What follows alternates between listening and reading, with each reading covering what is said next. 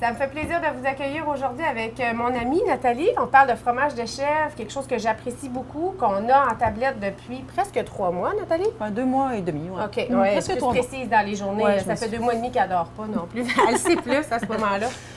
On va vous parler aujourd'hui des vertus du fromage de chèvre parce qu'il y en a beaucoup.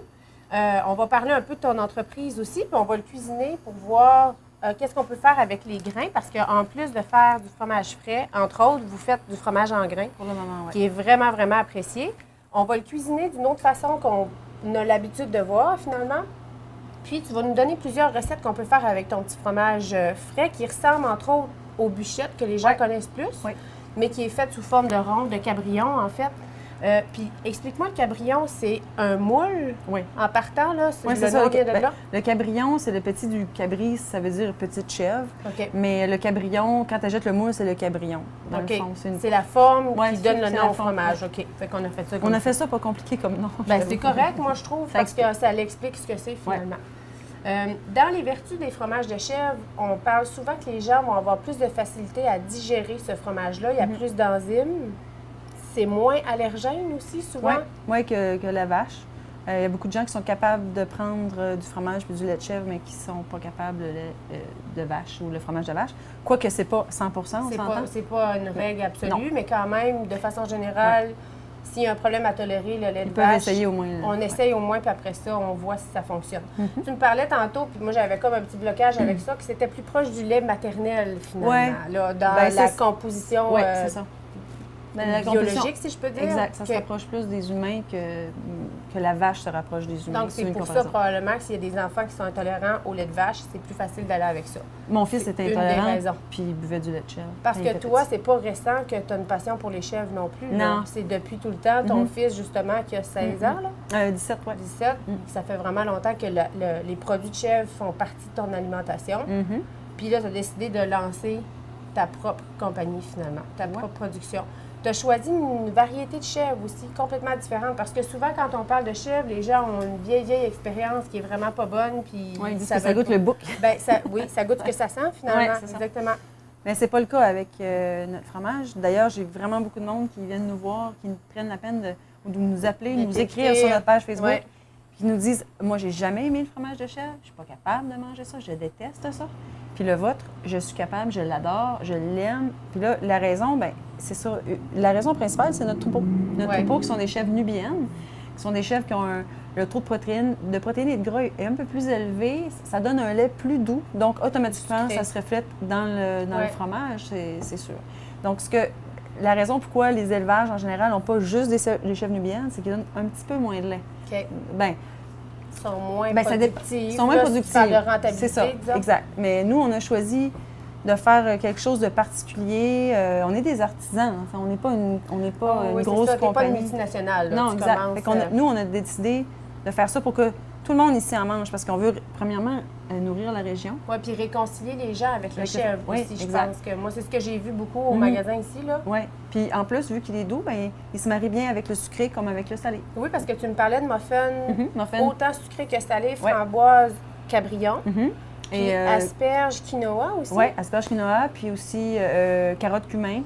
Puis quand tu me parles, excuse-moi de te couper, mais asperges quinoa, me parles-tu du quinoa en grains ou une farine de quinoa? Non, quinoa en grains que tu fais cuire, puis ensuite tu mélanges avec des œufs, des asperges revenues dans la poêle avec un peu de beurre. Des petites rondelles d'asperges, un peu d'oignon, puis ensuite avec des œufs, avec le quinoa, puis ensuite cuit en muffin, cuit en moule. Oui, dans les moules à muffin. Ouais, délicieux, avec ça fait le fromage.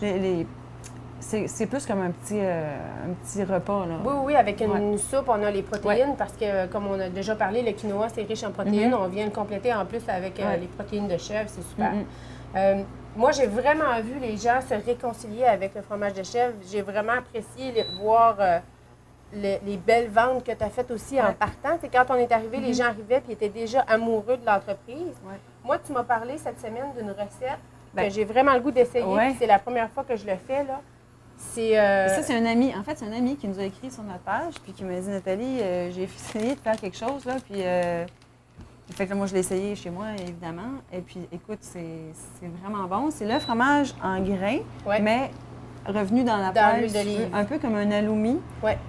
Fromage à griller, il y a le Doremi aussi que les gens connaissent peut-être un petit peu plus. C'est ça. Mais là, moi, il a fallu que je m'arrête.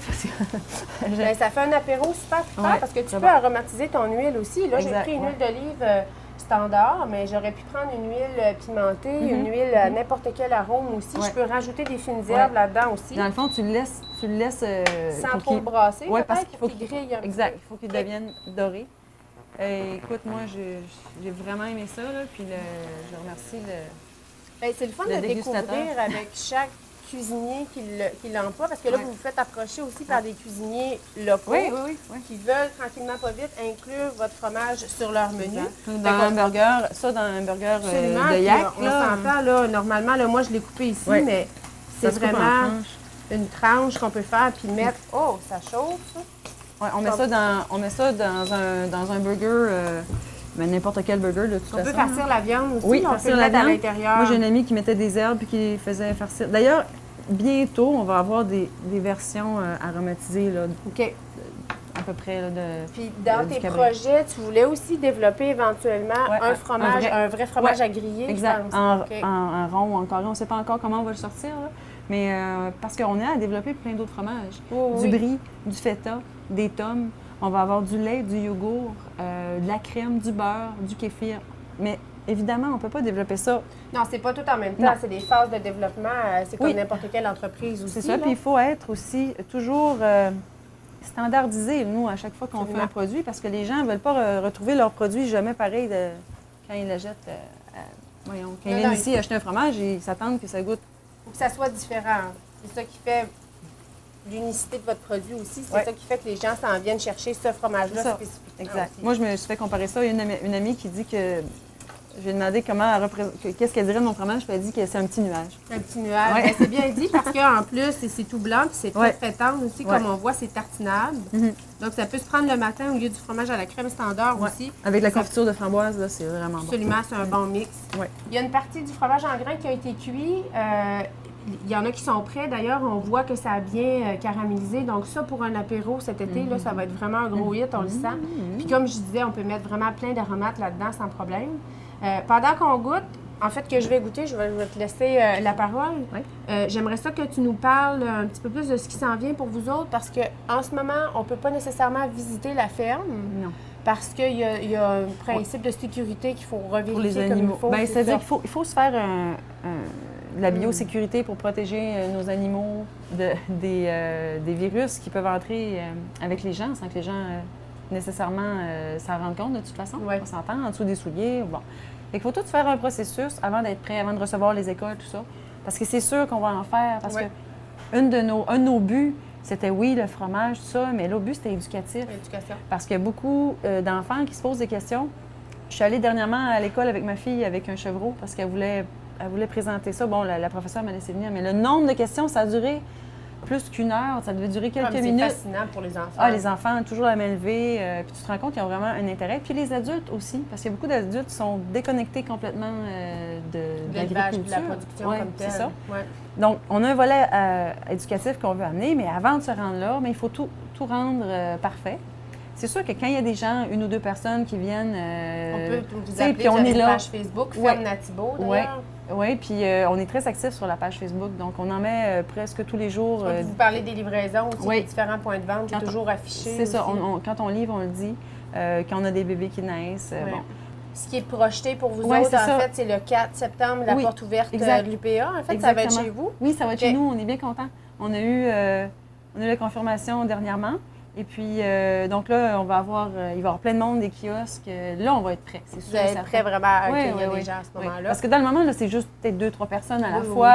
Quand on est déjà dans la grange. Groupes restreints, vraiment. Puis même, on parle même pas de groupe. Non, c'est quelques personnes. Parce que on peut pas gérer ça. Puis on est juste 2 personnes dans le moment. De toute façon, si on est dans la fromagerie, on peut pas aller dans la grange. Puis si on est dans la grange, on est occupé, on peut pas aller dans la grange. Les gens ont vraiment hâte. Ils sont fiers de ce produit-là. J'espère que tu ressens cet engouement-là. Oui, on est vraiment contents. Vraiment ici, en tout cas. On est content de faire partie maintenant du paysage gaspésien. Oui. Puis en fait, c'est que la Gaspésie s'en vient de plus en plus gourmande. Puis il manquait que vous au tableau.